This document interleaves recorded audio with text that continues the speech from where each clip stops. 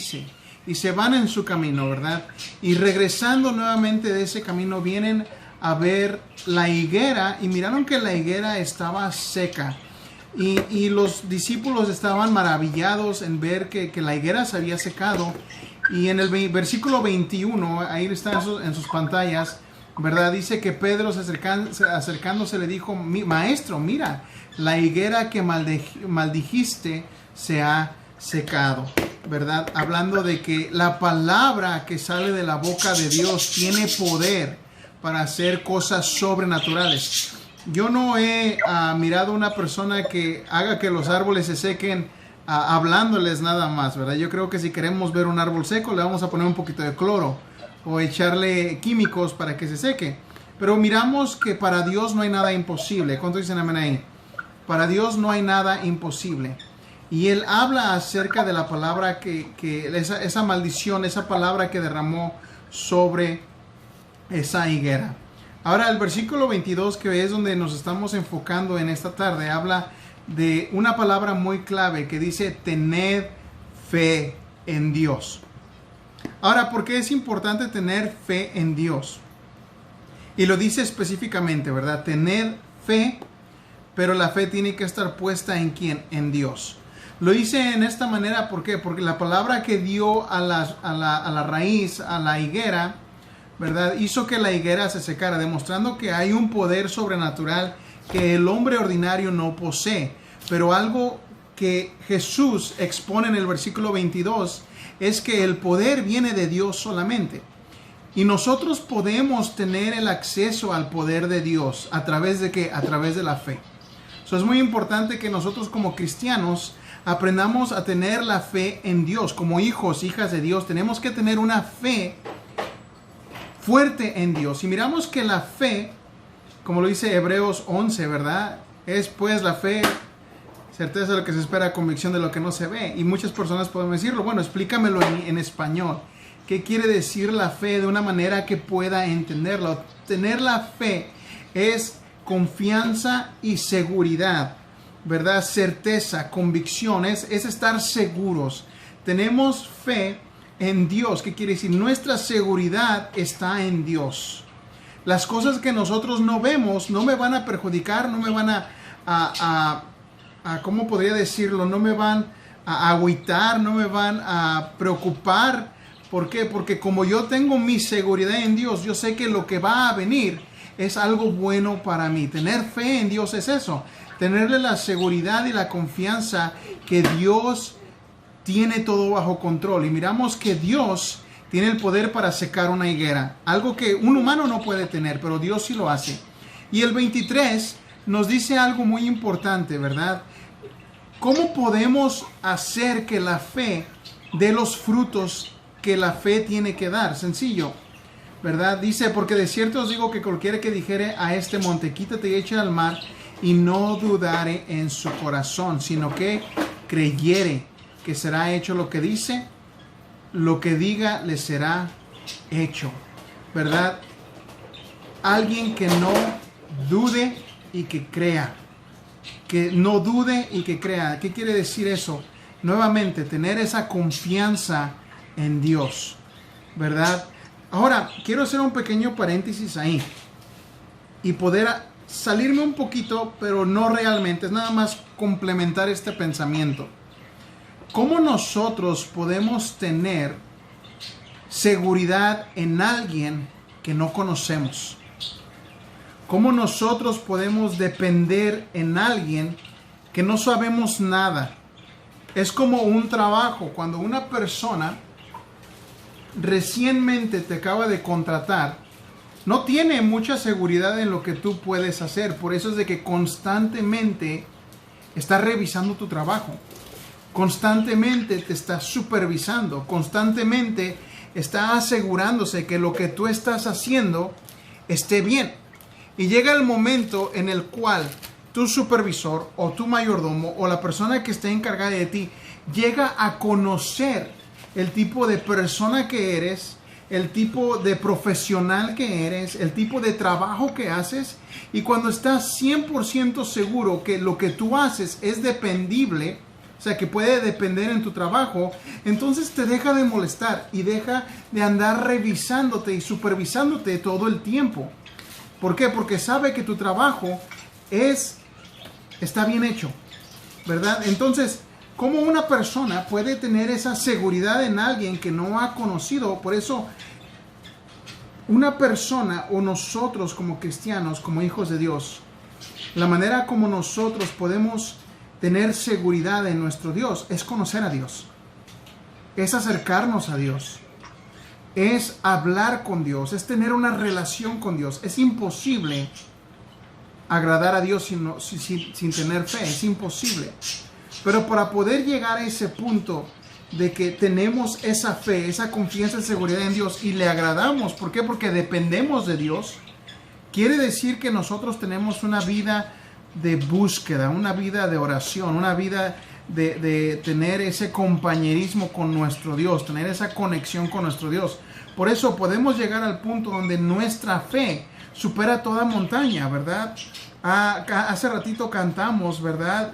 Tener la fe como un pequeño grano de mostaza y decirle, ¿verdad? A esas montañas se moverán. Échate a la mar, ¿verdad? Que es exactamente lo que estamos mirando.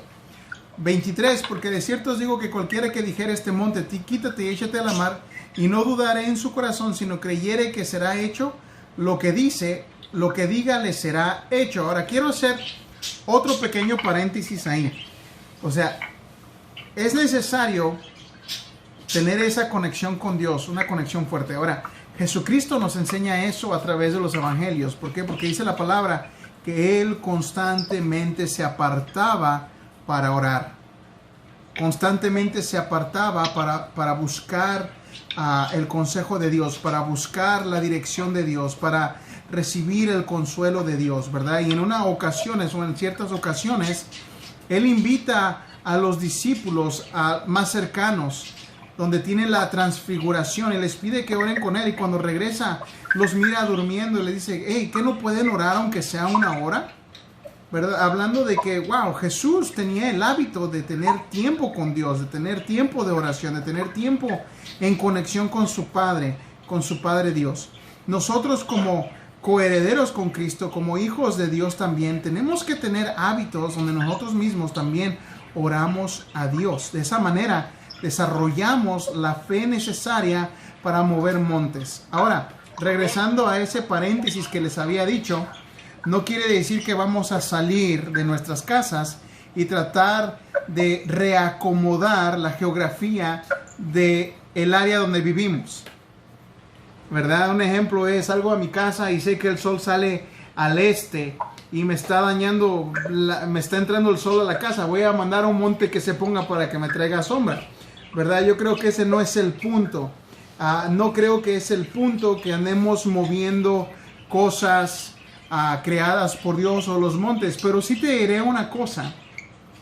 Podemos tomar este versículo 23 como una metáfora, no algo tan literal, pero como una metáfora para decir que las cosas imposibles para el hombre son posibles para Dios.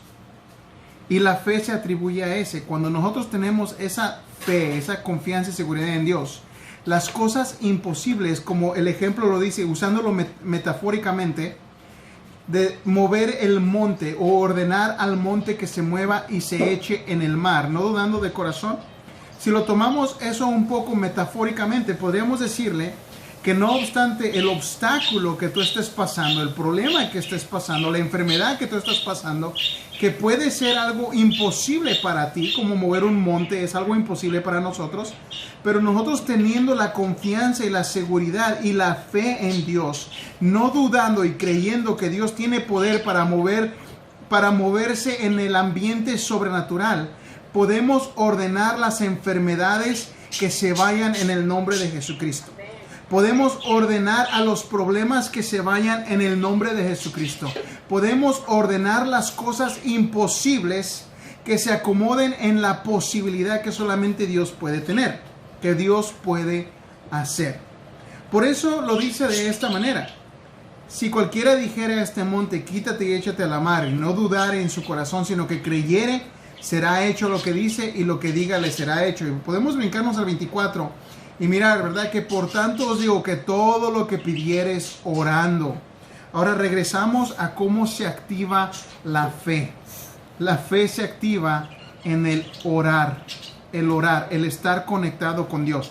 Por eso si vamos a el Evangelio de Juan, y no lo voy a poner en la pantalla porque es nada más un pequeño paréntesis, pero ustedes, si están tomando notas, pueden hacer un paréntesis y poner Juan capítulo 15, donde habla acerca de la vid y los pámpanos, ¿verdad?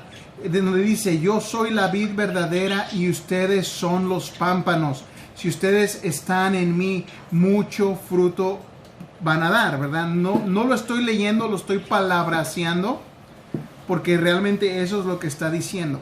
Que quiere decir que solamente en Cristo y estando conectados con Cristo podemos dar fruto, podemos crecer, podemos madurar, podemos movernos en la fe, podemos ordenar las cosas que no son como si fuesen, estando solamente en Cristo, porque dice, yo soy la vid y ustedes son los pámpanos, y en mí solamente ustedes pueden dar fruto. ¿Qué quiere decir? Que si yo no estoy conectado con Cristo, yo no estoy conectado con Dios, no estoy conectado con el Espíritu Santo, entonces mi oración no tiene cierta eficacia. No tiene eficacia. Puedo orar y orar y orar, o puedo pedir y pedir y pedir, pero ¿saben qué? No estoy conectado con Dios, entonces nada va a suceder. Ahora me pueden preguntar y van a decir, hermano, pero una persona que ora no es una persona que está conectada. Y muchas personas pueden decir, no necesariamente. ¿Por qué? Porque si vamos a Santiago, si no me equivoco, va a ser Santiago capítulo 2. Ahorita lo voy a poner en la pantalla si es que lo encuentro aquí primero en mi Biblia. Santiago capítulo 2.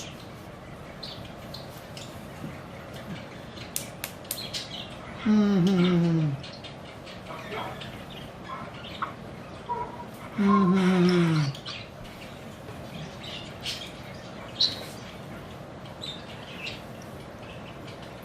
ver si lo encuentro. Si no, ustedes me pueden ayudar a buscar lo que dice que nosotros pedimos y no recibimos, y es porque pedimos mal, porque pedimos conforme a nuestra concupiscencia. ¿Verdad? Yo sé que el versículo 2 habla acerca de la fe.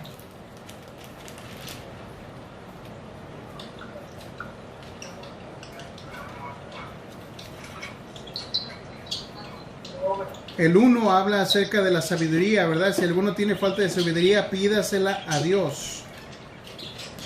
Pero podemos buscarla, o si no, búsquela en su casa.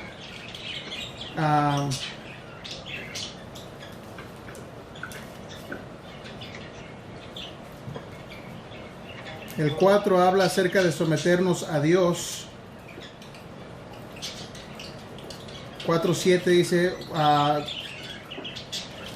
someteos pues a Dios, resistir al diablo y el diablo saldrá de vosotros. Pero Santiago dice esto, dice que nosotros pedimos y no recibimos, y es porque pedimos conforme a nuestras propias concupiscencias. Entonces podemos mirar que no es necesariamente que el orar nos ponga conectados con Dios, porque dice que oramos mal, o sea, nuestras oraciones están mal dirigidas, porque pedimos conforme a nuestros propios deseos, pedimos conforme a nuestros propios placeres, a nuestras propias necesidades, en vez de buscar lo que es la voluntad de Dios para nuestras vidas. Buscamos y oramos de una manera equivocada, ¿verdad? Por eso es importante que nosotros, como hijos de Dios, busquemos estar conectados estar conectados con Dios. Si no, la palabra también dice que nuestros caminos no son los caminos de Dios y nuestros pensamientos no son sus pensamientos. ¿Qué quiere decir? Muchas veces nosotros pensamos cosas muy pequeñas. Dios tiene cosas grandes para cada uno de nosotros, y muchas veces sobrepasa nuestra manera de pensar, nuestra manera de percibir las cosas, y pasa mucho más. Entonces hay veces que nosotros oramos y las cosas no suceden. ¿Por qué? Porque lo estamos pidiendo fuera de la voluntad de Dios. Hay personas que dicen, en el nombre de Jesús yo ordeno esta enfermedad que se vaya, y la enfermedad muchas veces no se va. ¿Quiere decir que mi fe es muy corta, es muy pequeña? No necesariamente. simplemente quiere decir que en mi oración no he buscado la voluntad de Dios. Miramos a Pablo teniendo ese aguijón, esa ceguera, él diciéndole, Señor, quita este aguijón, quítame este aguijón. Él pidiéndole al Señor, Señor, sáname de esta ceguera. Y el Señor le dice, no, bástate de mi gracia, porque cuando tú eres débil, yo soy fuerte. Entonces no quiere decir que Pablo no tenía fe. Una fe, una seguridad, una conexión con Dios. No quiere decir que no tenía una fe. Simplemente quiere decir que en la voluntad de Dios, la sanidad de Pablo no era una prioridad. ¿Verdad? Yo recuerdo una vez, y los varones, si están conectados, ¿verdad? Y si fueron a ese campamento, estaba este pastor, estaba predicando, un viejito, y él estaba dando el testimonio de este evangelista, de este predicador, que tenía una ceguera, ¿verdad? Pero él predicaba con una unción fuerte, una unción grande, y él oraba a Dios y le decía, Señor, dame esa habilidad, sana mis ojos para poder ver, sáname para yo poder mirar. Y dice que en esas oraciones Dios le habló y le dijo, mijo, yo te puedo sanar, pero si yo te sano, mi unción te va a abandonar. Si yo sano tus ojos y tú miras lo que no has visto, porque todos sabemos y la palabra dice que la lámpara al cuerpo son los ojos. Muchas cosas malas entran por los ojos. Entonces Dios le contesta a este hombre y le dice, yo te puedo sanar, pero mi unción te puede dejar. Mi unción te va a dejar. Ya no te voy a usar como te he usado. Y dice que este hombre empezó a llorar. Le dijo, Señor, no me sanes, pero sígueme usando para tu gloria. Entonces muchas veces nosotros podemos orar y pedirle a Dios ciertas cosas y no suceden. Y eso no significa que no tenemos fe. Simplemente significa que en la voluntad de Dios la sanidad no está en sus planes, o por lo menos todavía no. A lo mejor más adelante está en sus planes esa sanidad. Pero te diré una cosa, si Dios no nos sana, no hay ningún problema. Porque nosotros no estamos esperando vivir una eternidad en este tiempo, en este mundo imperfecto. Amen. Nosotros buscamos pasar una eternidad en un mundo nuevo, como la palabra menciona, un cielo nuevo, una tierra nueva. Un lugar donde no va a haber enfermedad. Un lugar donde no va a haber tristeza. Un lugar donde no va a haber lloro. Podemos estar enfermos todo el tiempo en esta vida. Pero te diré una cosa, cuando nos vayamos con Cristo, la enfermedad ya no va a estar ahí. La imperfección ya no va a estar ahí. Vamos a ser transformados para poder estar delante de la presencia de nuestro Señor. Muchas veces podemos decir, hermano, nosotros estamos orando y nada pasa. Dale la gloria a Dios y nada pasa. Pide la voluntad de Dios. Señor, si está en tu voluntad sanarme, hágalo. Si no, deme las fuerzas para permanecer firme, para estar hasta el fin firme, porque yo sé que hasta el fin, y si permanezco firme, yo me voy a ir y esta enfermedad se va a quedar aquí, porque cuando Cristo venga por mí, yo voy a ser transformado, voy a ser hecho nuevo. Ya no más voy a estar en esa silla de ruedas, ya no más voy a estar con esos aparatos en el oído, ya no más voy a tener que usar lentes, ya no más voy a tener esa discapacidad, ya no más voy a tener ese problema con mis pulmones, ya no más voy a tener ese sobrepeso, ya no más voy a tener diabetes, ya no más voy a tener esa enfermedad que me está aprobiando. ¿Por qué? Porque en Cristo yo voy a ser perfecto. Por eso dice la palabra, todo lo que pidieres orando, créelo y lo vas a recibir. Pero voy a hacer ese paréntesis, como dice Santiago, pedimos y no recibimos porque pedimos mal. Pidamos conforme la voluntad de Dios para nuestras vidas, entendiendo que mis pensamientos no son los pensamientos de Dios, ni mis caminos son los caminos de Dios. Cuando yo vengo y le digo, Señor, ¿cuál es tu voluntad para mi vida? Espera la dirección de Dios. Pero te diré una cosa, esa conexión con Dios va a causar que nosotros nos alineemos a la voluntad de Dios. ¿Qué quiere decir? Mi oración ya no va a estar lejana a lo que es la voluntad de Dios. Entonces, no dudando en mi corazón y creyendo 100% en el poder que tenemos en el nombre de Jesucristo, podemos mover montañas que se enfrenten, que vengan enfrente de nosotros. Podemos mover obstáculos que se levanten en contra de nosotros. La palabra dice que aunque las puertas del infierno estremezcan en contra de la iglesia prevalecerá. ¿Cuánto dicen amén ahí? Y sabemos que la iglesia no es el edificio. Estamos teniendo un servicio, estamos adorando a Dios, estamos teniendo un buen momento donde la palabra de Dios está predicando, pero ninguno de nosotros estamos en el templo. O sea, no quiere decir que la iglesia es las cuatro paredes y Cristo la roca son las cuatro paredes. No, yo soy Cristo la roca, tú eres Cristo la roca, tú eres la iglesia de Dios. Y si los problemas se vienen en contra de ti, la palabra dice que tú vas a prevalecer como iglesia de Dios. Y cuando Cristo venga, no va a venir por el edificio, va a venir por nosotros. Glory. Yes, Lord. Pero algo importante, y yo creo que es algo que ocupamos tener en nuestras vidas, es el no retener rencor. El rencor puede ser un obstáculo para tu oración. El rencor puede ser un obstáculo para tu fe. El rencor es un obstáculo, es un cáncer en el corazón de la persona que contamina. Por eso la palabra, y yo creo que es esto muy importante, porque estamos hablando acerca de la maldición de la higuera, pero estamos viendo la soberanía de Dios, el poder que Dios tiene y el poder que nos ha dado como creyentes. Por eso habla acerca de la fe, acerca del creer, acerca del no dudar, y podemos mover montañas, pero también habla acerca del estado de nuestro corazón. ¿Verdad? El versículo 24, 25, 26 dice esto: por tanto os digo que todo lo que pidieras orando, creed que lo recibiráis y os vendrá.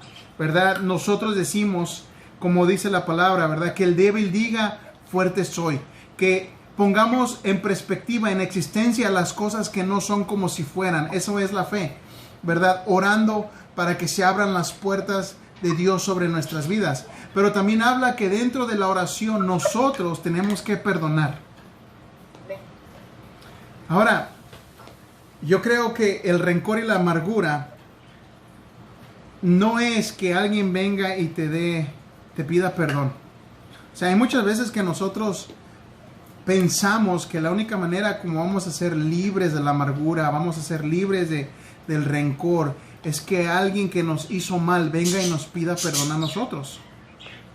Y pensamos que la única manera de ser libres es que esa persona se arrepienta y que esa persona genuinamente venga y nos pida perdón.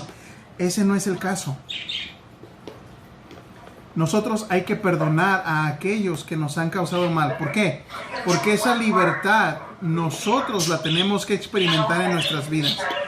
Por eso dice el versículo 25 dice eso, dice que nosotros cuando estemos orando, perdonad si tienes algo contra alguno, para que también vuestro Padre que está en los cielos os perdone a vosotros vuestras ofensas. ¿Verdad? Nosotros tenemos que aprender a perdonar para que Dios nos perdone también a nosotros. Porque si vosotros no perdonamos, tampoco vuestro Padre que está en los cielos os perdonará vuestras ofensas. Ahora, yo creo que esto es algo delicado. La única manera como nosotros nos pueden retener nuestras ofensas es cuando nosotros no hemos aprendido a perdonar. Y el rencor causa un cáncer en nuestras vidas. Ese cáncer va a causar que Dios no se mueva tanto en nuestros corazones, en nuestras vidas. Va a causar un distanciamiento, va a causar una caída espiritual en nosotros. Y te diré una cosa, es una buena receta para que haya destrucción en nuestras vidas, el rencor. Por eso es muy importante nosotros, y lo dice en esta clave, cuando estés orando. Está poniendo en perspectiva que nosotros ocupamos primero estar nuevamente conectados con Dios. Digo nuevamente porque es algo que ya lo hablé, ya lo dije hace hace 15 minutos, hace 5 minutos, ¿verdad? Que nosotros para poder tener esa seguridad y esa confianza en Dios, tenemos que estar conectados con Dios. Y Él dice que estando en esa conexión con Dios, perdonad si tienes algo contra alguno. Hay veces que alguien te hizo enojar, hay veces que alguien te hizo un daño, y la palabra dice, aprende a perdonar. Y no es como que tú perdonas a alguien, pero vuelves a recordar y a sacar, ¿verdad? Como dicen los esqueletos del closet cuando esa persona te hace algo nuevo. No, yo creo que el perdonar es hacerlo como Dios lo ha hecho con nosotros. Así que Él agarra nuestros pecados y lo avienta hasta lo más profundo de la mar y ya no se vuelve a acordar de ellos. Y yo creo que viene el punto en que nosotros tenemos que aprender a perdonar como Dios nos ha perdonado. Y agarrar lo que las personas nos han hecho y aventarlo a lo más profundo de la mar también y ya no volverlo a sacar. Ahora, el enemigo es muy bueno y él va a tratar de sacar esos pensamientos de las cosas que una persona nos hizo en el pasado y en el enojo lo sacamos otra vez y nos damos cuenta que en realidad no hemos perdonado genuinamente. Pero aquí la palabra dice, ¿verdad? Aprendamos a perdonar genuinamente, así como Dios nos ha perdonado también. O para que Dios nos perdone de nuestras transgresiones, nuestras iniquidades y nuestros pecados. De esa manera nosotros podemos movernos en fe.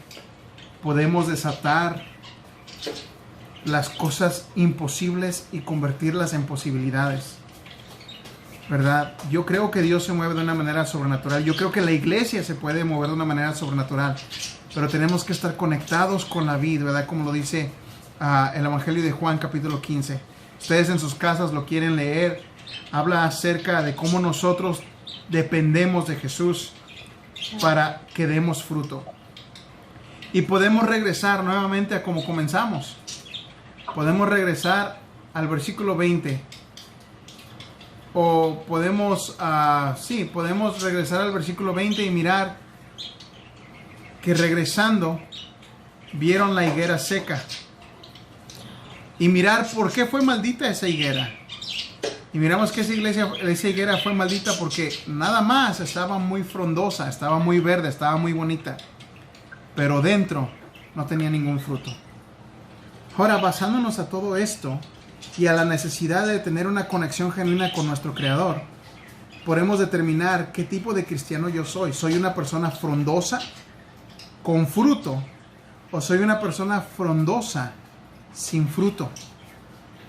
Porque soy una persona frondosa que tengo la apariencia, hablo el lenguaje, así soy consistente con la existencia, pero no tengo conexión genuina con Dios.